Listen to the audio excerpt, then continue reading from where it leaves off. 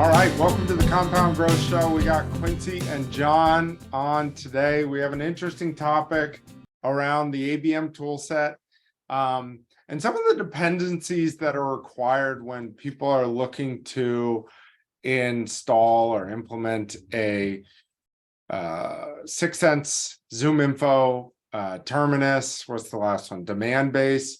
When people are looking to install these tools, I think oftentimes what we see is these tools are going to come in and save the day, and it's not really the case.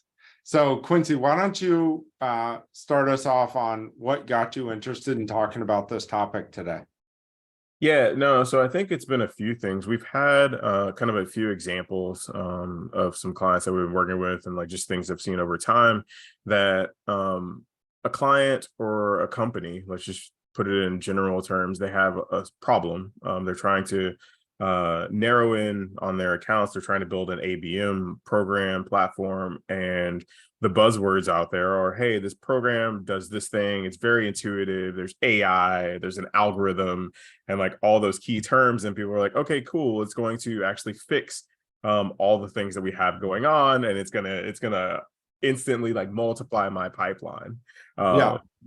And so I think the challenge or the realization that a lot of people have is like, once they get into these things, they're like, whoa, first of all, there's a lot of setup and learning. But then second of all, I don't know what it's doing. And I have to customize this to make it relevant to like my use case. Right. And I think that's always the case, to be honest.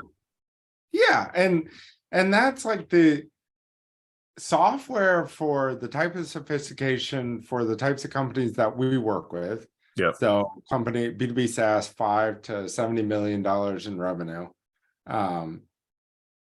The out of the box just doesn't work that well. It's not going to work that well for HubSpot. It's not going to work that well for Salesforce, but it's especially not going to work in the ABM use case, where if you're in the healthcare industry, you're going to need ABM signals to tell you one thing, versus if you're in the marketing technology industry, you're going to need ABM software that can tell you another thing. And I think the what I've enjoyed watching with you the most over your time is you've kind of built this like kind of expertise in these tools, is how you get creative with each different use case depending on the company that you're working with.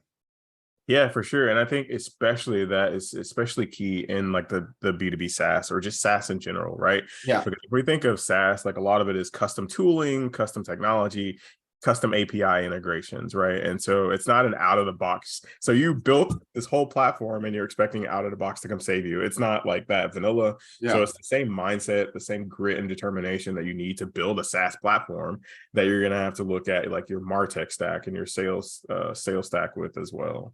Yeah. Oh, that's an interesting comparison. So when you're looking at 6sense, because that was one of the companies that came up when we were talking about this. Yep. What do you think the key use cases are for 6sense? So this is no secret. I think that 6sense themselves will even tell you it's mid to enterprise companies tech people who are looking to sell into mid to enterprise companies. Yeah. So no small business, medium to small business. They don't have a lot of data on there, and things like that. And I think that people who have a really good understanding of the thing that we preach, the match to ICP, like who's your ICP, and then what are your intent topics? So I think there's a lot of paid search mentality that goes into setting up a 6sense system, because you have like intent topics that are driven through Bombora. Well, if you have those intent topics set up super high level, you're getting all these spikes on customers and you're like, so say for example, a search term like what is IoT? Like if you have a specific use case, what is IoT is like super top of funnel. It could be like people just learning to understand what it even means. And so now you're having these companies spike in your system. So you have to be really intentional about like your intent topics, understanding what intent is for your products, and then setting those up. But then also your match to ICP for your company. And so for match to ICP, we have an exercise we go through where we analyze a company's CRM data. We Mhm. look at velocity through the funnel. We look at average deal size and ultimate lifetime value, and then we look at characteristics of the companies that relate well to those kind of KPIs that we have oriented to the company. Does Six Sense doesn't help you narrow down who your ICP is, do they? No, that's That's done outside the platform, that's right? outside the platform. So Yeah. that's a key, I would say, is like a lot of companies get like a Terminus or a Sixth Sense and they think it's plug and play, but like you need to have a strong understanding of who your customer is. And it's not like Facebook Fred who likes to spend like who's spending $100,000. Yeah. It's you want to go on a deeper level to that to understand the why, the who, the what, the when, why they're searching for a platform like yours or starting to come into market. But when you're building out the intent, how do you come up, like what's your framework for identifying the different intent topics that you're looking to target people on?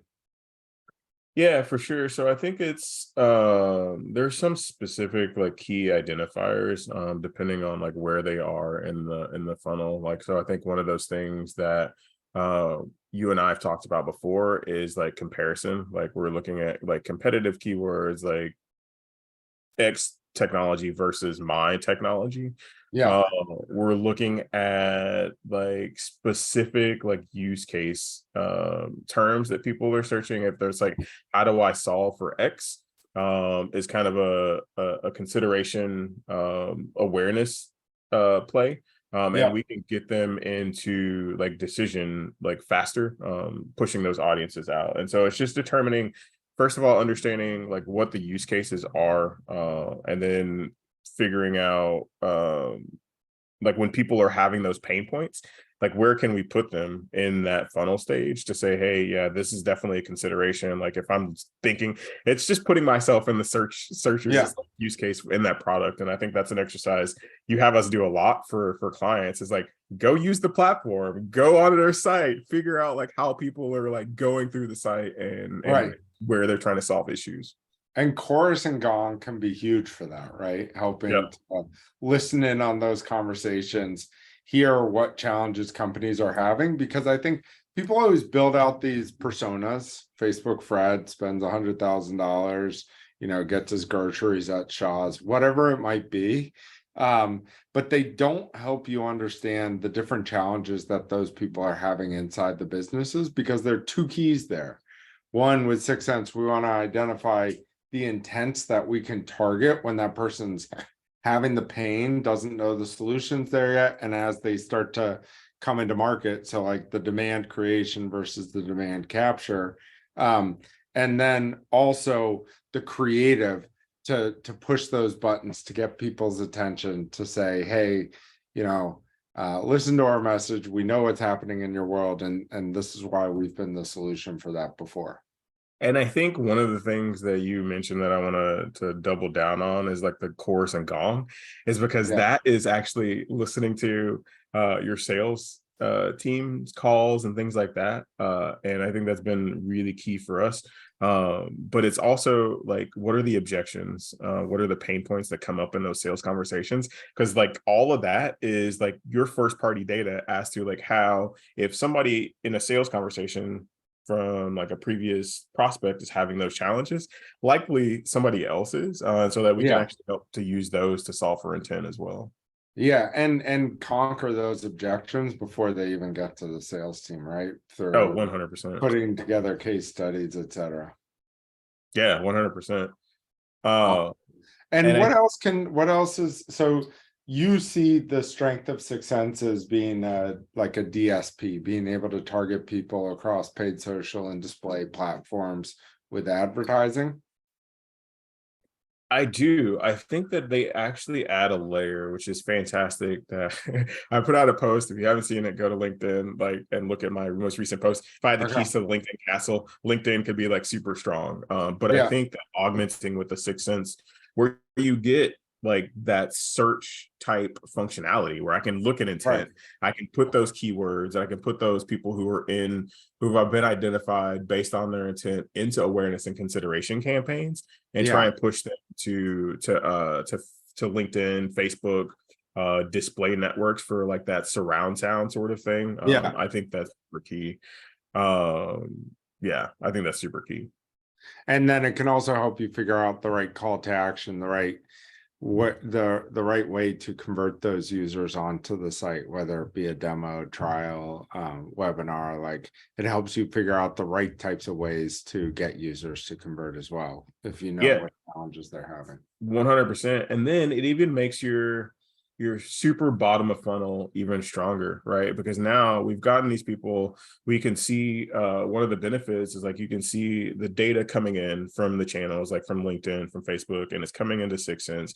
And we're saying, hey, these companies have now started to spike, and they're likely in the decision phase. And now we can build out segments to push to your CRM to say, hey, sales BDR X, like this account has been doing a lot of activity. They've responded to our emails. They've been engaging on social, try and do an outreach. And so it's not a cold outreach that we're having to like serve to these BDRs. There's some balance to it, and we can see what they've interacted with. And again, we talk about those objections and those pain points. We can sort of hedge against those and cater the presentation based on some of the content they've been consuming. Cool. Awesome. And then what about the sales automation piece to 6sense? Do you not use that as much?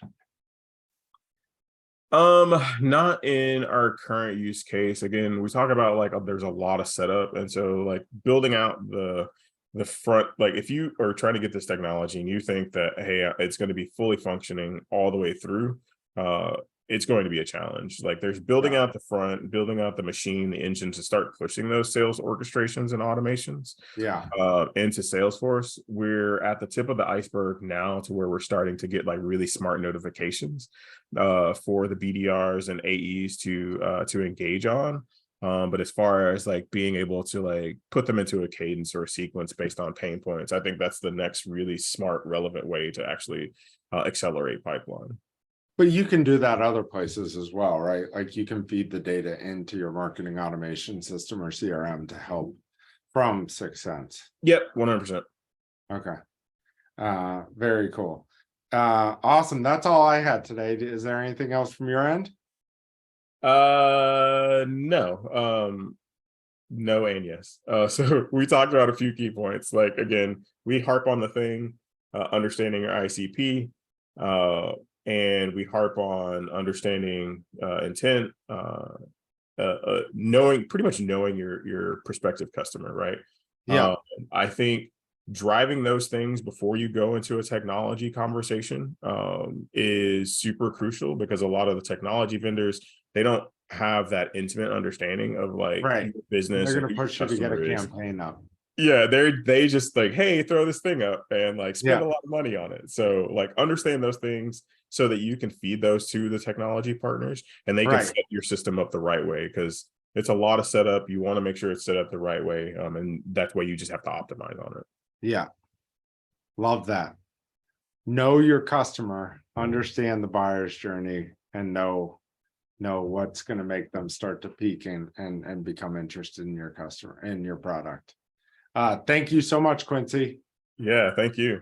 Everybody, please go to our iTunes page, leave a review if you enjoyed the podcast. Quincy and I have been working hard on this for the past couple of months, and so would love to see your comments and any help you can get, any help you can provide us in getting more people listening to the show. Best way to do that is by leaving a review. Thank you very much.